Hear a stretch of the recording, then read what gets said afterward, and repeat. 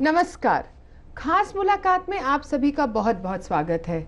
आज हमारे खास मेहमान हैं मंगलम ग्रुप के चेयरपर्सन श्री एन.के. गुप्ता।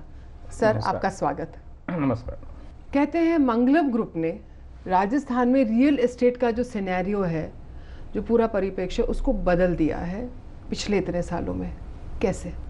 मंगलम ग्रुप ने अपनी वर्किंग 2000 से शुरू की है जी। और आज इस क्षेत्र में हमें करीबन 15 साल हो गए हैं। इस 15 साल के पीरियड में मंगलम ग्रुप ने करीबन 10,000 कस्टमर्स को बनाए हैं और सारे कस्टमर सेटिस्फाइड हैं।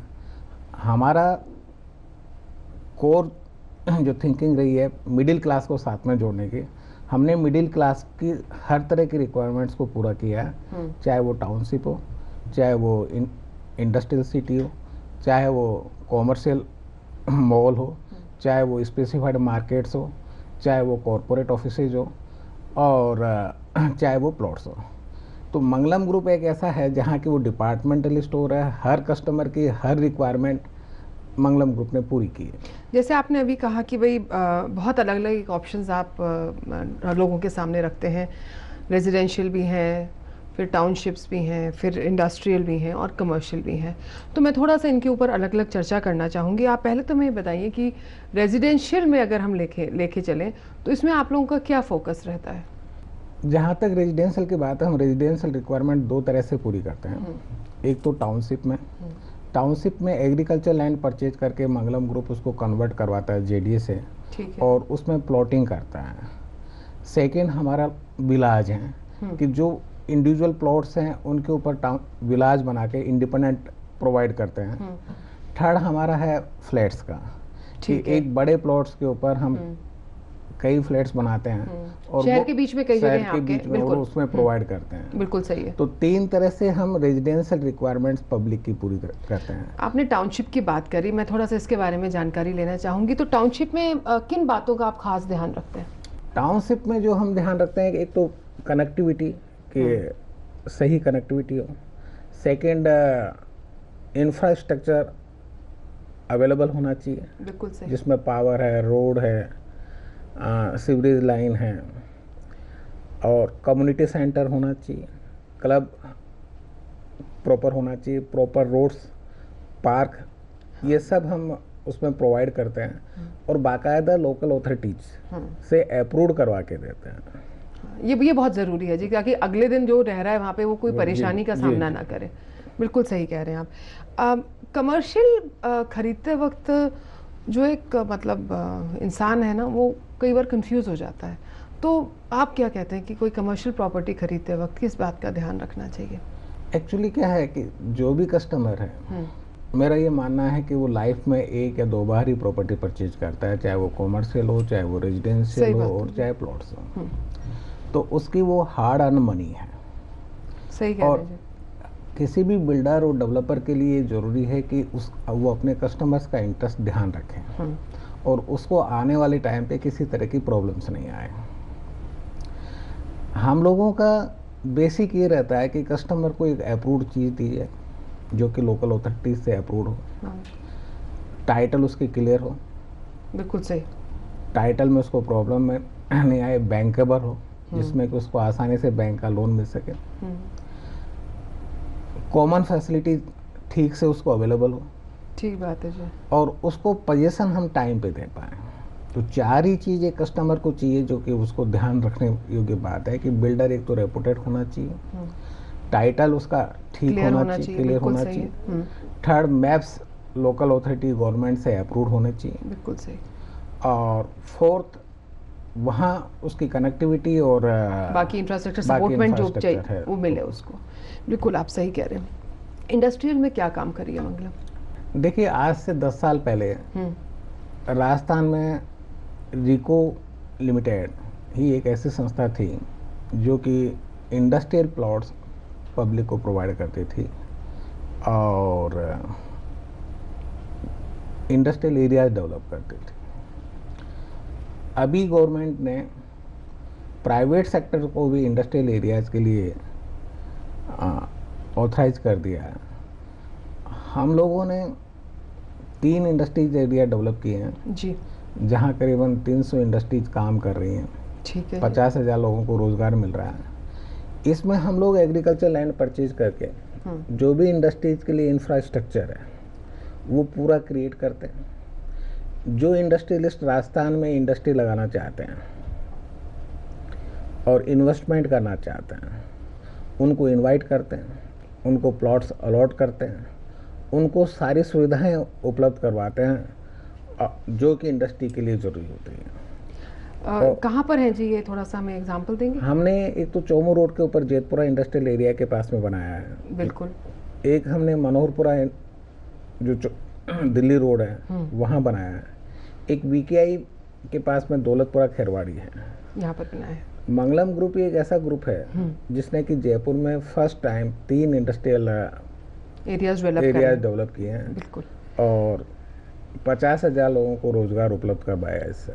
मिडिल क्लास को केटर करते हैं, लेकिन जी जो मिडिल क्लास है या जो हमारी लोअर नियो मिडिल क्लास है, उनको अभी भी ये लगता है कि भाई घर बहुत महंगे हैं। क्या कर सकते हैं कि एक एफोर्डेबल हाउसिंग अच्छी स्टैंडर्ड क्वालिटी की मिडिल क्लास को मिली जाए? ये हम आपसे जानेंगे एक छोटे से ब्रेक के बाद। हम ब्रेक के बाद अभी वापस आते हैं। आप लोग देख रहे हैं खास मुलाकात।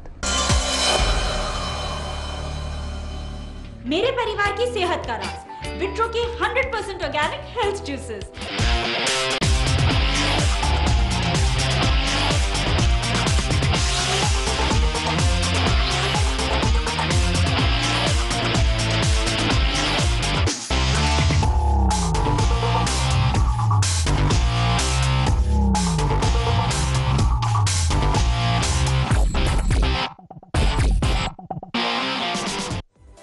स्वामी Keshavanand school Sikar affiliated to CBSE and RBSE, merit के साथ 15 वर्षों से लगातार 100% result, world class infrastructure, hostel facility के साथ और भी कई सुविधाएं। Admission open for nursery to 12। Contact for more details Swami Keshavanand school Sikar 9672989401।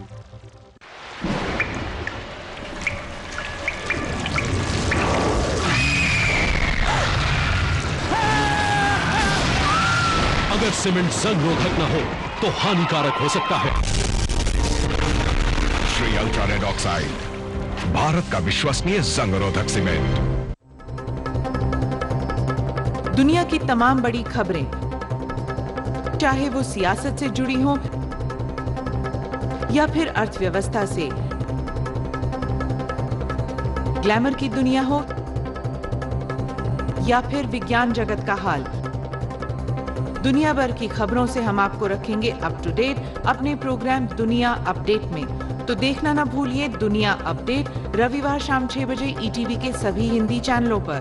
क्या आप एक किसान हैं या जुड़े हैं कृषि या कृषि सह व्यवसायों से? अगर आपको नहीं मिल पा रही उन्नत जानकारियां जिससे हो आपका विकास, तो ईटीवी है आपके साथ।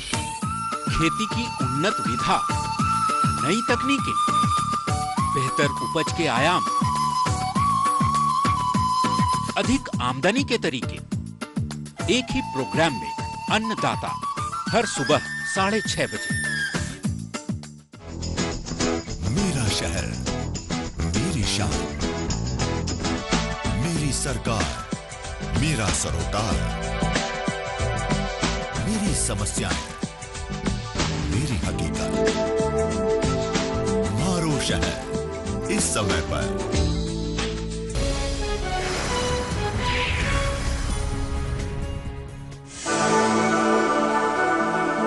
आम जन का यथार्थ, खास लोगों का सच, तपता सूरज और शीतल चांद, दिक्कतें, दुश्वारियां, हिम्मत और हौसलों की कहानी, सत्ता के गलियारों से सड़क पर संघर्ष की दास्तान, प्रदेश की हर छोटी बड़ी खबर। मारो राजस्थान।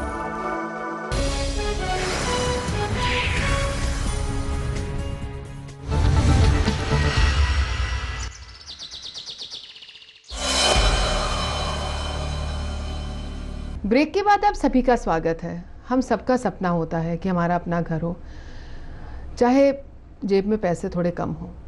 हमारा सपना कैसे पूरा करेंगे आप? ये एक बड़ा अच्छा क्वेश्चन है आपने जो रेज किया कि रोटी कपड़ा मकान, ये आदमी की 3 मूल आधारभूत बिल्कुल बिल्कुल सही आवश्यकता बात। है बिल्कुल है जी। और हर व्यक्ति को मकान की जरूरत है। लिविंग स्टैंडर्ड लोगों का बढ़ता जा रहा है, न्यूक्लियर फैमिलीज की तरफ लोग बढ़ रहे हैं, तो हर फैमिलीज को मकान चाहिए।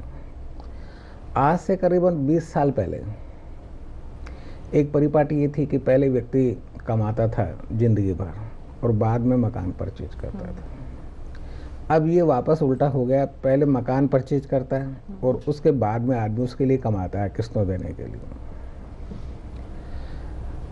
तो डेफिनेटली हर गवर्नमेंट का ये दायित्व है कि अफोर्डेबल रेंज के ऊपर आदमी को मकान उपलब्ध हो, और मंगलम ग्रुप भी इस मायने में काफ़ी अग्रसर है।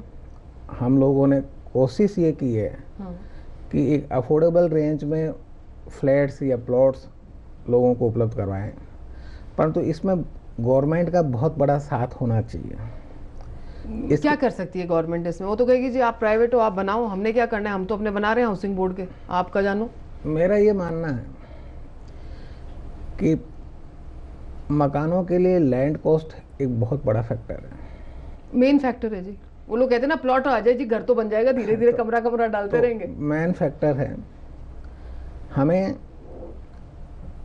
प्लॉट्स में, लैंड में इन्वेस्टर्स को डिमोरलाइज करना चाहिए।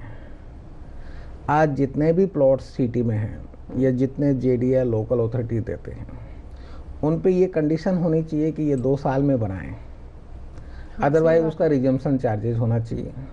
ये तो इंसान लेके बैठ जाता है, अदरवाइज इन्वेस्टर्स उसमें आ जाते हैं। वैसे ही जैसे जेडीए लिमिट्स हैं, जेडीए ने अपने लिमिट्स बना दी, जेडीए ने लैंड का कन्वर्जन कर दिया कि एग्रीकल्चर से रेजिडेंशियल, सही है, परंतु फिर भी कन्वर्ट होने के बाद भी वहाँ के जो फार्मर्स हैं, वहाँ जो इन्वेस्टर्स हैं, वहाँ जो बड़े लोग हैं, उन्होंने बड़े बड़े प्लॉट्स बड़े बड़े बीघाओं में लेके पटक लिए हैं और डाल के छोड़ दी, जब कीमत बढ़ेगी तब देखेंगे। उसका कोई यूज नहीं करते हैं, वो सिर्फ कीमत का इंतजार करते हैं। तो मेरा सजेशन गवर्नमेंट को ये रहेगा कि जिस प्रकार मास्टर प्लान में आपने चेंज किया है कि एग्रीकल्चर से इंडस्ट्रियल या कॉमर्शियल या रेजिडेंशियल आपने एक बार मास्टर प्लान बना दिया, उसमें ये कंडीशन भी होनी चाहिए कि 5 साल में वो यूज उस जमीन का हो। बिल्कुल सही कह रहे हैं। उसके मैप्स अप्रूव्ड होने चाहिए, अदरवाइज उसका लैंड यूज वापस चेंज किया जाए।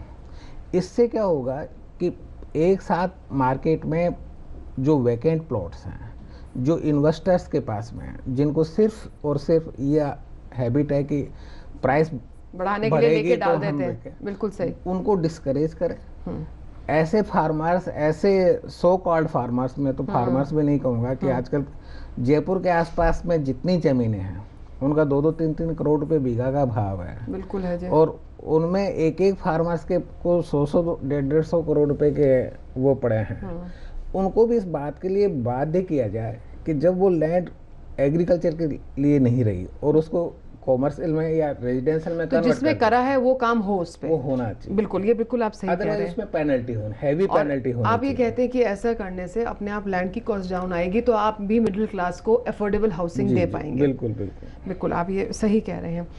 इसके साथ लैंड एक्विजिशन बिल कहाँ मेल खाता है? क्योंकि उससे भी मुझे लगता है रियल एस्टेट सिनेरियो बहुत बदला है। थोड़ा सा लैंड एक्विजिशन में बदलाव की जरूरत है। कई लोग कह रहे हैं आज ये मार्केट प्राइस और कुछ एम्प्लॉयमेंट्स की बात करते हैं। मेरा ये कहना है कि आज देश को इंडस्ट्रीज की बहुत ज़रूरत है, जहाँ की एम्प्लॉयमेंट प्लस फॉरेन करेंसी, काफ़ी फैक्टर्स इन्वॉल्व हैं। बिल्कुल है। कुछ सार्वजनिक उपयोग की चीज़ें बहुत ज़रूरत हैं, उनको भी लाना। अगर लैंड परचेज गवर्नमेंट एक्वायर नहीं करेगी तो इन सब चीज़ों से वंचित रहना पड़ेगा। मेरा ये भी मानना है कि जब भी ये एग्रीकल्चर लैंड फार्मर्स को दी गई थी, विदाउट एनी वैल्यू दी गई थी, बिल्कुल, और ये राइट ही है उनका कि ये फार्मिंग करें, वो राइट एक कंपनसेशन दे के वापस लिया जा सकता है। रीजनेबल कंपनसेशन जो मार्केट प्राइस है, और गवर्नमेंट तो इसीलिए लैंड एक्विजिशन एक्ट को थोड़ा सा लचीला बनाना है, मॉडिफाई करना चाहिए। नहीं तो जो उसका जो रिजल्टेंट होगा वो आपको लग रहा है कि इंडस्ट्रीज और ये सब चीज़ें नहीं आ पाएंगे? गवर्नमेंट के लिए ही होगा। इवन मैं तो कहता हूँ कि प्राइवेट सेक्टर जैसे बिल्डर्स हैं, हमें लैंड एक्विजिशन से कोई वो नहीं है, हम प्राइवेट नेगोशिएट करके ही लेते हैं, तो एक्विजिशन एक्ट हमें इफेक्ट नहीं कर रहा। पर एज फार एज गवर्नमेंट का कंसर्न है, क्योंकि उनको पब्लिक के लिए कई चीज़ें कई और लानी पड़ती है जिसके लिए ज़रूरत पड़ती है, तो मेरा मानना यह है कि फ्रीडम होना चाहिए उसको। और कोई क्योंकि अभी नई सरकार आई है जी, कह रहे उम्मीदों की सरकार है, तो कुछ और आपको उम्मीदें हैं कि कुछ एक ऐसा सरकार कुछ एक मतलब संशोधन लाए जिससे कि एक और बूस्ट मिले रियल एस्टेट को? मोदी जी आए हैं और लोग जैसा कहते हैं कि अच्छे दिन आने वाले हैं। मैं भी सोचता हूँ कि बहुत मेहनती हैं मोदी जी, आरएसएस से और इससे काफ़ी कनेक्टेड रहे हैं, तो 15-16 घंटे काम करने की उनकी क्षमता है, लोगों को बहुत उम्मीद है। और अफोर्डेबल रेंज में लाने के लिए मकानों को मोदी जी ज़रूर काम करेंगे, जिसमें कि मेरा मानना है कि ये कंडीशंस लगा करके कि होल्डिंग नहीं कर सके, और उससे आप कह रहे बहुत फर्क पड़ेगा, प्रॉफिट के लिए होल्डिंग नहीं कर सके। सेकंड, टैक्सेस को जितने टैक्सेशंस हैं उनमें सुधार लाया, सिंप्लीफिकेशन लाया जाए। आज जैसे बिल्डर्स हम लोग अपनी कमाई का करीबन 40% टैक्स में दे देते हैं, चाहे वो स्टैम्प ड्यूटी हो, चाहे वो सर्विस टैक्स हो, चाहे वो इनकम टैक्स हो, चाहे वो सेल टैक्स हो, चाहे वो वर्क कॉन्ट्रैक्ट हो। टोपी कोई सी भी पहनो जी, जा तो रहा है। तो अल्टीमेटली ये सारा भार कस्टमर्स को वहन करना पड़ता है। और मैं कहता हूँ कि जहाँ ये मूलभूत आवश्यकता है, रोटी कपड़ा मकान, तो इस मकान के ऊपर 40 से 50% टैक्स लेना। और फर्स्ट हाउस के लिए तो थोड़ा सा कुछ होना चाहिए, इंसान जिसका जो पहला घर खरीद रहा है। घर की बात आती है तो जी आज के दिन वास्तुशास्त्र का भी जिक्र होता है, और जैसे हम कहते हैं कि जो चाहे विश्वास नहीं करते हो वास्तुशास्त्र में, लेकिन घर उनको वास्तुशास्त्र अकॉर्डिंग चाहिए। तो फ्लैट्स को जहाँ पे कोई नॉर्थ, कोई साउथ, कोई ईस्ट, कोई वेस्ट, किसी भी तरफ मुँह आ सकता है, उसको आप वास्तुशास्त्र के हिसाब से कैसे बना पाते हैं, हम आपसे जानेंगे एक छोटे से ब्रेक के बाद। हम ब्रेक के बाद अभी वापस आते हैं, आप लोग कहीं जाना नहीं। खुशियों के पीछे देखो खुशियाँ हैं खड़ी, छोटी से छोटी। हर खुशी की शुरुआत होती है अपने घर से, और घर शुरू होता है सीमेंट की एक बोरी से। वंडर सीमेंट, एक परफेक्ट शुरुआत। खा ले बेटा, अच्छी लगी? बेकार। हाँ? अंकल ये क्या है? आलू पराठा। अरे इसमें तो बटर ही नहीं है। डाला है जी। मैं मम्मी वाली बात नहीं है। मैम, वही पीले वाला असली बटर जैसा। हर पीली चीज बटर नहीं होती है। अटर पटर सब्स्टिट्यूट डाल दिया और बटर कहते हो? असली बटर में दूध मलाई होती है, और अटर पटर में अटर पटर होता है अंकल। जिसमें दूध मलाई नहीं वो बटर नहीं। अमूल बटर, असली बटर। आप भी पूछिए, अटर पटर है कि असली अमूल बटर है?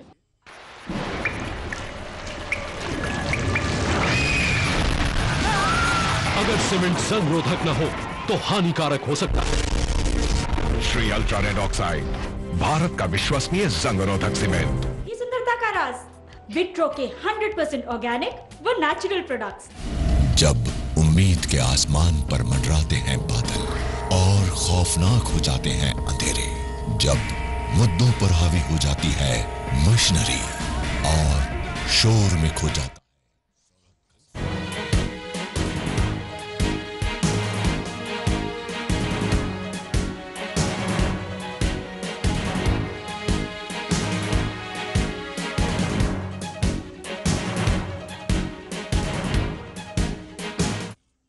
मशीनरी से हक पाने के लिए मशक्कत करना, सत्ता के शीर्ष को आईना दिखाना, उम्मीद को उड़ान देना हमारा मकसद, क्योंकि उम्मीद मतलब ईटीवी न्यूज।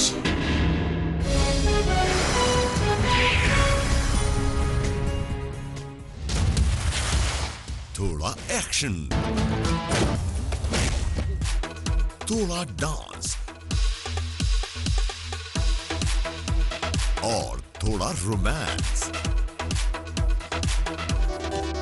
रियल लाइफ से रियल लाइफ तक। नौकर हैं आप जनता के, और बदतमीजी बर्दाश्त नहीं करेंगे हम। अब सिर्फ एक ही एक्शन होगा, पब्लिक का डायरेक्ट एक्शन। सेट से प्रीमियर, लेटेस्ट न्यूज हो या हॉटेस्ट गॉसिप, कौन सी फिल्म हिट और कौन सी फिल्मी दुनिया का पंचनामा, फिल्मी नामा।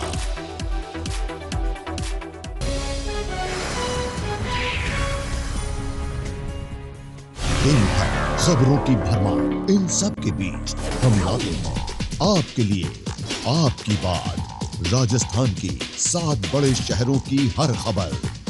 देखिए अपनी सिटी, रोज रात 10 बजे सिर्फ ETV राजस्थान पर। मां लाशऊरी तौर पे शेरों में आ गई, जन्नत में एक पेड़ गजल का भी।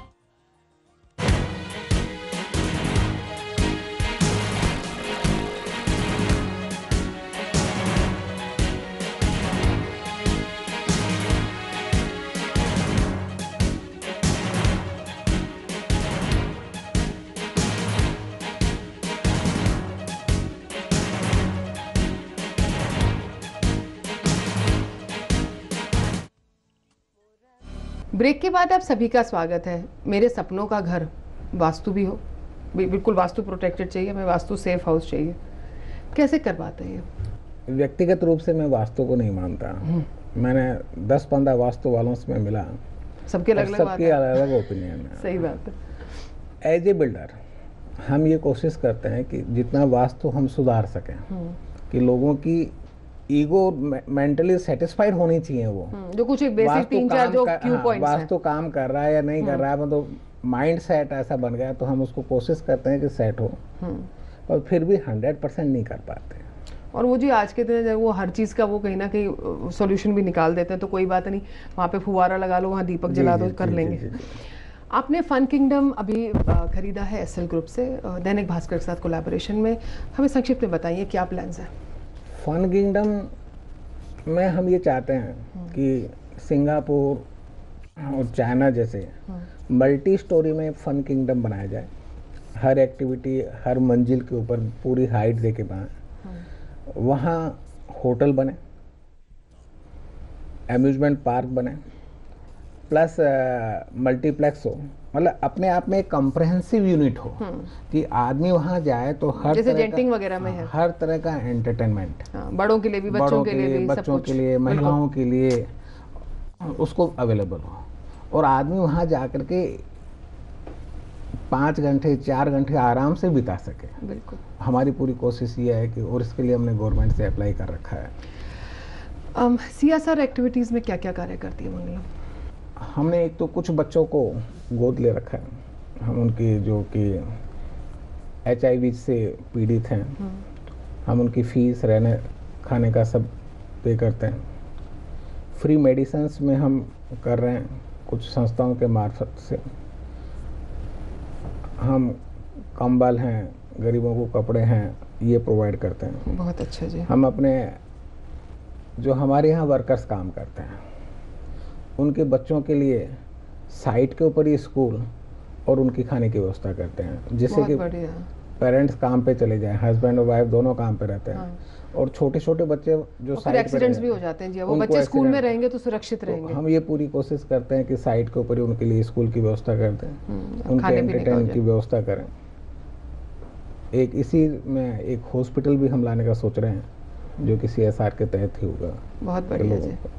आप मैनेजमेंट बुक्स पढ़ने के शौकीन हैं और पेशे से एक चार्टर्ड अकाउंटेंट हैं, लेकिन हमारे यहाँ हम अक्सर देखते हैं कि management books usually foreign authors की लिखी हुई हैं। आपको नहीं लगता कि जैसे आपकी एक जीवन की कहानी रही है, हरियाणा फाइनेंशियल कॉरपोरेशन में आप रहे, फिर आपने साथ साथ चार्टर्ड अकाउंटेंसी करी, अपना चार्टर्ड अकाउंटेंट की पूरी कंपनी खोली, and then into real estate, तो इसको कभी सोचते हैं कि टिप्स दे के इस कहानी को लिखा जाए कि भाई और कोई कहाँ से अपनी ज़िंदगी बना सकते हैं? क्योंकि आजकल एंटरप्रेन्योर्स की सख्त ज़रूरत है भारत में, सब सरकारी नौकरी के भरोसे नहीं बैठ सकते। देखिए, सही मायने में तो मैं बताऊं कि एज ए डेवलपर और बिल्डर हम लोगों को उतना टाइम ही नहीं मिलता कि कम से कम 20 तो गवर्नमेंट एजेंसीज हमारे पीछे रहती। कस्टमर्स, किसी का पाइप भी खराब हो जाए, नल में पानी नहीं आ रहा, तो वो उठा के चेयरमैन को फ़ोन करता है, पाइप लीक हो गया सर। दो हमने पूरी एजेंसियां बना रखी है, सब कुछ, बट वो एक उसको सुनवाई चाहिए, उसको सेटिस्फेक्शन वहाँ मिलेगा और हम उसको अवॉइड भी नहीं कर सकते। सही बात है। अप्रूवल्स में इतना टाइम लग जाता है, लेबर ओरिएंटेड बिजनेस। लेकिन फिर भी मैं कहूँगी कि as one of the leading and successful entrepreneurs of Rajasthan, आप थोड़ा बहुत समय निकालें और कम से कम एक छोटी सी बुक टिप्स की तो निकाल दें नौजवानों के लिए कि सरकारी नौकरी के चक्कर में मत बैठो, आगे बढ़ो, बहुत अपॉर्चुनिटीज़ हैं। चलो, मेरी कोशिश रहेगी, आपके सजेशन को मैं ध्यान रखूंगा। जैसे आपने कहा कि एक छोटा सा पाइप भी लीक हो जाए, कुछ हो जाए, तो जो आपकी मंगलम है उसकी एक सिस्टर कंपनी है हार्मनी, और आप लोग उसके पूरे मेंटेनेंस वगैरह का वो ध्यान रखते हैं, क्योंकि अक्सर देखा जाता है कि भाई जो कॉमन एरियाज़ हैं, सीढ़ियों पे है या लिफ्ट्स हैं या कॉमन रूम्स हैं, ऊपर के टंकियाँ हैं, इनकी मेंटेनेंस नहीं हो तो वो फ्लैट में रहने का, टाउनशिप में रहने का मज़ा ख़राब हो जाता है। संक्षिप्त में थोड़ा सा इसके बारे में हमें बताइए। हमने 2 साल से हार्मोनी सर्विसेज प्राइवेट लिमिटेड बना रखी है जी, और एक आपका आई थिंक कोई सुपर प्राइम करके कंस्ट्रक्शन कंपनी भी है। हाँ जी। तो हार्मोनी सर्विसेज प्राइवेट लिमिटेड में हमारा टोटल मेंटेनेंस का कार्य है, इसमें करीबन 300 व्यक्ति कार्य कर रहे हैं, और जितने हम लोग कॉम्प्लेक्स बना रहे हैं उनकी मेंटेनेंस हार्मोनी देखती है। ठीक है। मेंटेनेंस चार्जेस लेना, उसको प्रॉपर वे से खर्च करना, और मैं कहता हूँ कि 2 साल से हमें इस बात पे रिलीफ मिला है। जितने लोगों की पहले कंप्लेंट्स थी वो कम ड्रॉप हो गई, वो कम हुई है, बिल्कुल, और लोगों का सेटिस्फेक्शन लेवल बढ़ा है, बिल्कुल। अभी भी राजस्थान में पर्टिकुलर लोगों का माइंड सेट नहीं है कि मेंटेनेंस चार्जेस पे करने का, जबकि ये गलत है। जबकि डेफिनेटली गलत है। हमारे हम तो चलिए टाउनशिप में नहीं रहते, हमारा तो अपना घर है, तो हमारे भी तो जी मेंटेनेंस चार्जेस आते ही हैं, मतलब वो उसको एज ए किराया मानता है। आज माइंड सेट चेंज होने में टाइम लगेगा कि जब आप पूरी क्लब फैसिलिटी ले रहे हैं, आप गार्डन की फैसिलिटी ले रहे हैं, आज सिक्योरिटी पूरी आपको चाहिए, आपको सारी चीज़, तो उसके लिए कुछ देना पड़ेगा, बिल्कुल देना पड़ेगा। तो फिर भी धीरे धीरे बदल रहा है। 2 साल पहले जो पोजीशन थी वो आज नहीं है, और मैं मानता हूँ कि आने वाले 2 साल में ये प्रॉब्लम्स खत्म होगी। लोग इस बात को समझेंगे कि मेंटेनेंस चार्जेस देने से रादर उसके फ्लैट्स की वैल्यू बढ़ती है। मेरा आखिरी प्रश्न आपसे, अगर मैंने घर खरीदना हो तो मैं मंगलम से क्यों खरीदूं? आपको मंगलम पे ही आना चाहिए, किसी दूसरे पे जाना ही नहीं चाहिए। क्यों? आज हम लोगों का 15 साल का ट्रैक रिकॉर्ड है, and you will be surprised that we don't have any litigation with our customers. तो मेरे ख्याल से जी ये सबसे बड़ा पॉइंट है। तो हमने जितने लोगों को चाहे घर दिया हो, चाहे रेजिडेंशियल प्लॉट्स दिया हो, चाहे इंडस्ट्रियल सिटीज दी हो, किसी को भी टाइटल की प्रॉब्लम नहीं है। अपने वादों पे खरे उतरे हैं आप। किसी को पोजीशन की प्रॉब्लम नहीं है। रियल एस्टेट में 2 ही चीज़ें हैं, या तो टाइटल या पोजीशन, और हमने टाइमली कंप्लीट करके दिया है। मंगलम की कॉस्ट चाहे 2% ज़्यादा हो सकती है, पर तो उसके साथ सेटिस्फेक्शन है, और ये बहुत ज़रूरी है जी। तो हमने, जैसे हमारा स्लोगन है कि आपका सपना हमारा प्रयास, हम लोगों के सपनों को साकार करने का प्रयास कर रहे हैं।